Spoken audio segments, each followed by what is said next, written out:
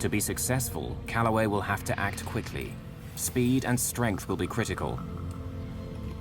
Calloway is a former Navy pilot and a martial arts expert, so speed and strength come as part of the package. The original plan was to take out his original crew, which would have only been 2 individuals. One was a female, much smaller than the crew that he wound up facing on Flight 705. No, I live in Fisherville. Fisherville. Great spot. I had the cockpit door locked open, and I noticed that Calloway was walking up into the cockpit. I just caught him out of the corner of my eye and basically saw his, his arm coming up, and I thought, well, he's just coming up to sit and talk with us for a while.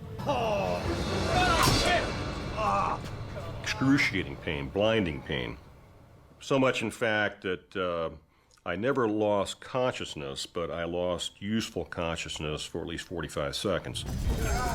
The crew is in shock and confused. What I saw was simply a face and his eyes and an object coming down at me. I didn't discern any emotion or hate or anger. I just saw a threat, and I didn't really know what the threat was because it's so shocking. And for a crew member who is a pilot in uniform to attack another pilot is unheard of in the airline industry. Although terribly injured, Peterson and Tucker are still alive. Get him! Get him! Get him! Calloway hurriedly retreats out of the cockpit. Unaware of each other's injuries, the crew starts to mobilize. Calloway has a backup plan. The spear gun stashed outside the cockpit is a deadly weapon. Sit down! Sit down! Get back to your seats! This is a real gun, and I'll kill you! There was a loud ringing in my ear, and I was a little unbalanced. But I saw this spear gun, and I thought, well, the only thing I can do is try to grab it. So I grabbed the spear. It sticks out of the spear gun about, 4 inches or so. So I grabbed it right behind the barbs and tried to hang on to it real tight. Tucker does something that Calloway is not expecting. He pulls back the yoke and puts the plane into a sudden 15-degree climb. It throws the struggling men out of the cockpit into the galley behind. I had already figured out that what I had in my hands is probably one of the best weapons available, and that was the aircraft itself. Tucker has not been just a Navy pilot, but a combat instructor flying A4s. His fighter pilot experience would prove invaluable in the next few minutes. I was looking at this whole situation as if it was an air combat maneuvering situation. Get him! We're taught in the Navy and in the fighter community as the first thing you want to do is engage the bogey, engage the bad guy. You make him predictable by engaging him, and you use his predictability then against him, and then you kill the bogey. Get him! Get him! Get him! But the co-pilot doesn't stop there. Tucker immediately rolls the massive aircraft to the left in an acrobatic maneuver to try and disarm Calloway. The men roll along the smoke curtain to the left side of the plane. I knew that I had to do something very abrupt, very, very rough, and something that he would not be expecting.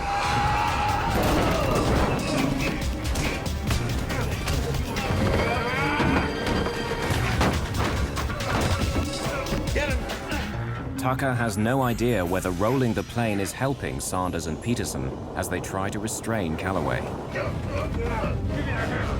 The fight continues with the men pinned to the left side of the plane. The crew members are rapidly losing blood and strength. Tucker continues to execute the roll, all the while trying to maintain a visual reference outside the captain's window. Get him, Andy, I got the airplane. So you roll the airplane over on its back and pull through completely in the vertical. But at this particular point, if I'd rolled the airplane over on its back, I wouldn't really be able to see what I was doing. This is not a bubble canopy that you have over the top. You're actually looking out. It's got expansive windows, but nonetheless, you roll this airplane over on its back, you can't really see that much of what you're doing. So I rolled it to about 140 degrees where I could still see out over the side as the airplane's nose was starting to come through. Tucker rolls the 250,000-kilogram DC-10 to 140 degrees, almost on its back. Commercial aircraft are never meant to roll more than 60 degrees. The men continue their fight on the ceiling of the aircraft. Tucker decides to pull back on the yoke and put the plane into a steep dive, a risky but cunning move.